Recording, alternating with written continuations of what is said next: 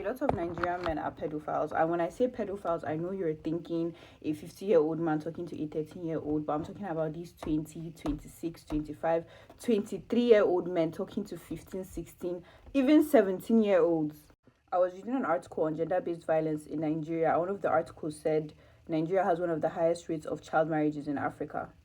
And honestly, I'm not going to sit down and act as if those numbers are not mainly because of the northern side of Nigeria. Because in the north, we have this obsession with marriage. Even at the age of 22, 23, if a woman is not married, everyone is complaining. Her parents are stressing out as if the only thing that a woman can ever achieve in her life is to get married. In Nigeria, so many women are forced to stay in abusive marriages because subconsciously people believe that it's better to have a dead daughter than a divorced daughter.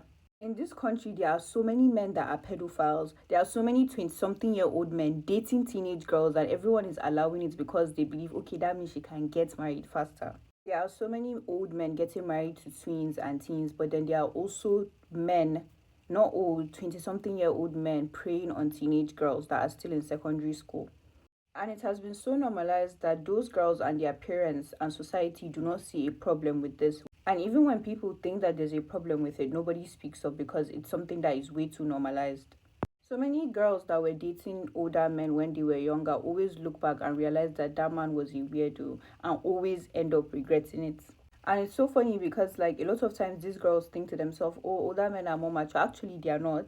They are losers. If they weren't losers, they would be with women their age. As a girl, would you think to yourself a guy that is always around teenage boys is a mature man? So why would you think a guy that is always around teenage girls is a mature man? If you see a guy that is 26 always playing with 15-year-olds, are you going to think that he's sensible or he's mature? No.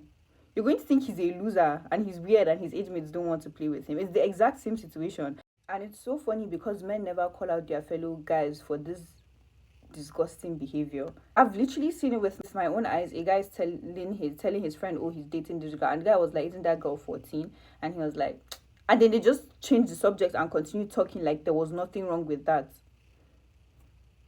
Keep in mind, this guy was 20. We need to start calling out this disgusting behavior for what it is. I'm so happy that the topic of child marriage is being brought up and everyone is spreading awareness on it and calling it out for what it is. But then I also want to call out the situation with men dating and preying on teenage girls.